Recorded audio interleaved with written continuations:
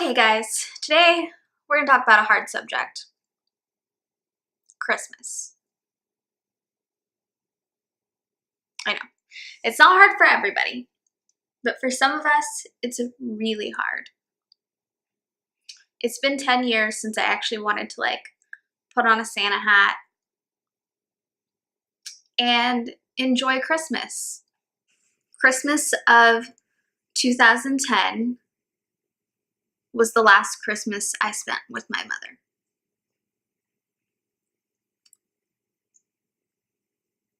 We had a giant party.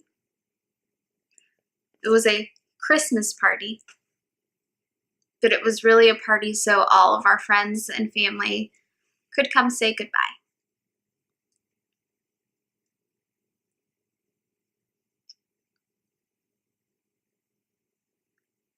The last Christmas with my mom, my memories of her are wearing these stupid fucking hats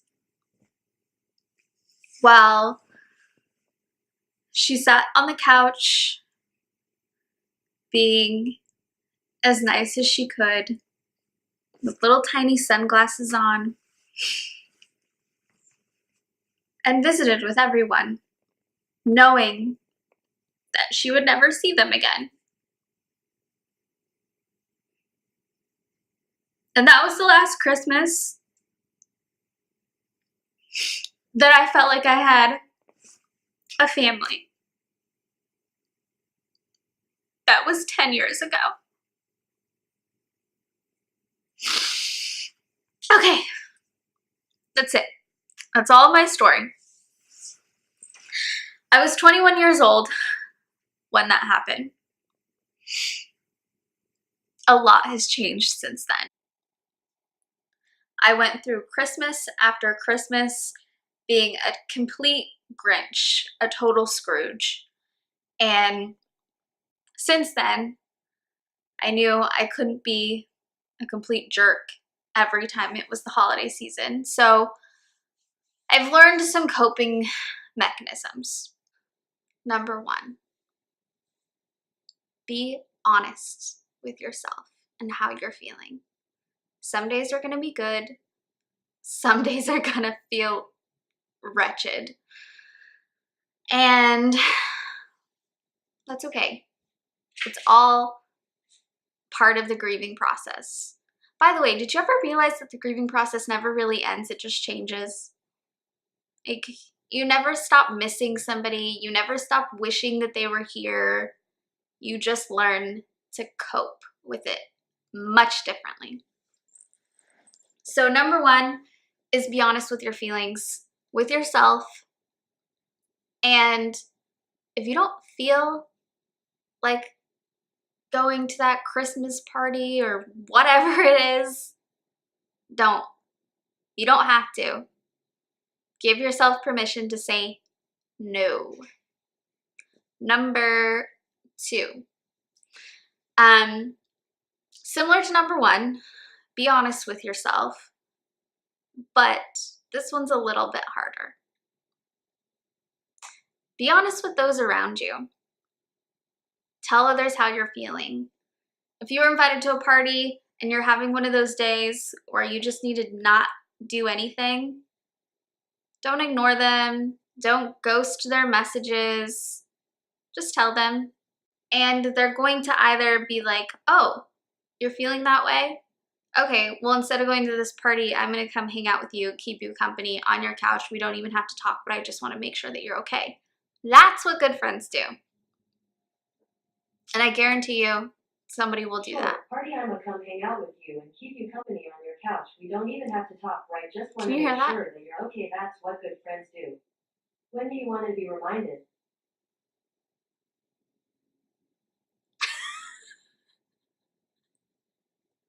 I really hope you heard that.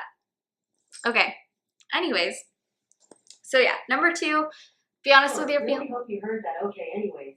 When do you want to be reminded? Google. Stop. No problem. Nothing's been said.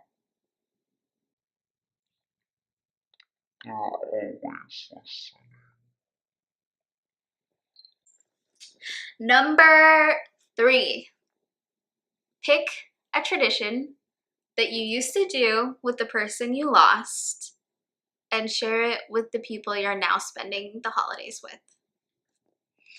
So for me, that tradition was an advent calendar that I used to do with my mom as a little kid. I kept it. It's kind of hideous, but yeah, I don't know. I'll show you, let you make the decision. All right, guys.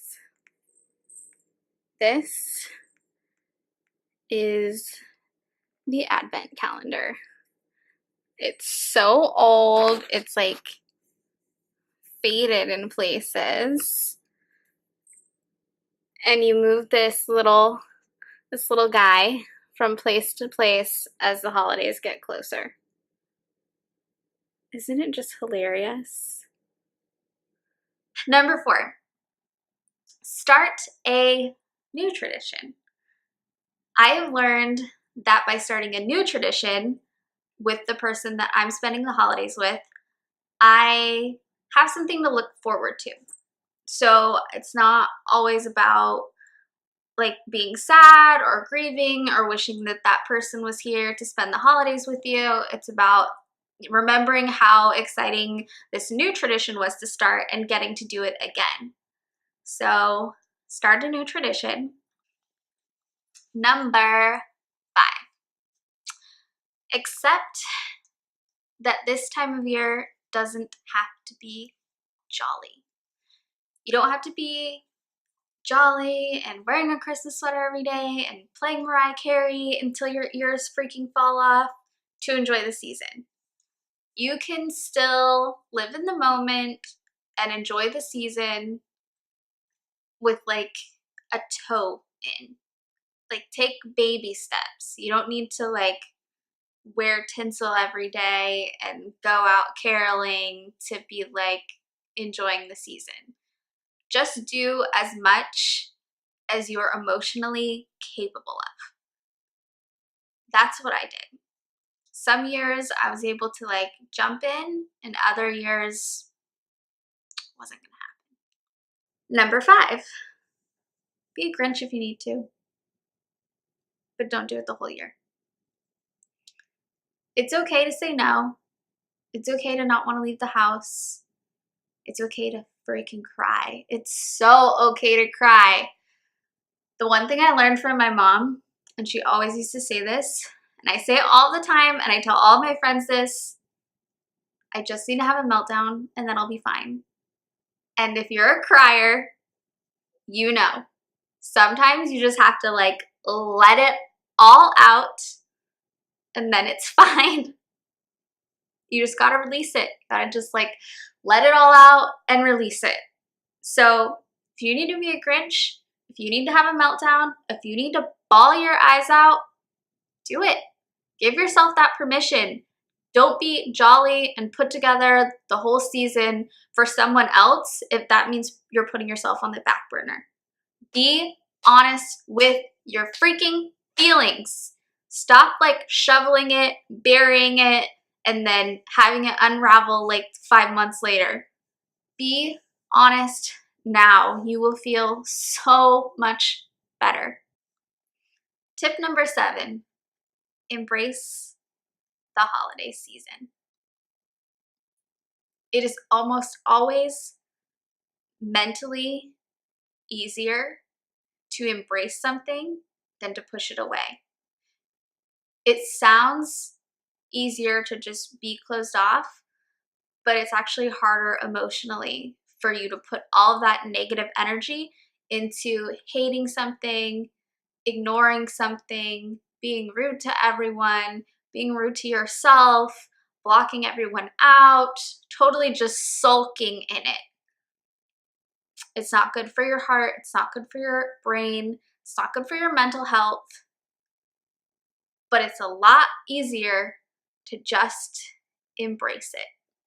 I didn't do that every single year, and that's fine. But if you can get yourself to a Christmas market and get yourself out of the internal dialogue and start thinking about someone else, You'll start to feel good. You'll start to feel good when you're giving to someone, when you're purchasing things because it's reminding you of somebody else, when you're going to Christmas festivities with people that you love and care about. Do everything you can to live in that moment, and it'll be like this breath of fresh air. Like, oh, why haven't I done that all along? Like, why wasn't I embracing this all along? It's so much easier. It feels so good. I'm making all of these memories. Do whatever you can to help yourself get there. If you need help getting there, tell a friend. Say, last year I was really upset during the holiday season. I wasn't the most fun to be around, and I'm sorry. Can you help me this year go out and enjoy it? Guess what? They're gonna say yes. So yeah, do what you can to get out there and embrace it. Number 9, do your best not to sulk every single day. I know that's kind of like what I just said, get out and embrace it, but it needs to be a balance. There will be the days that you need to grieve, especially in those first years or the big years. Like for me, this is the 10th anniversary of my mom's death. So there will be those years that are harder, and you need to do whatever it is you need to do to be okay. Like I was saying earlier, have that meltdown and move on. Have that meltdown and embrace the holidays. Have a cry, embrace the holidays. Whatever it is you need to do, just don't do it every single day. Don't sulk every day. Don't cry every day. It's not good for this, guys. It's not. If you need a little bit of motivation with that, my 10th tip is do it for the person that you're grieving over. Because I guarantee you, they love you, and they damn well do not want you crying every day. They don't want you sulking. They don't want you just feeling like your heart is so heavy and achy. They want you out there smiling, making new memories, and doing everything you can to enjoy the season. That's what it's for. I hope you guys all have the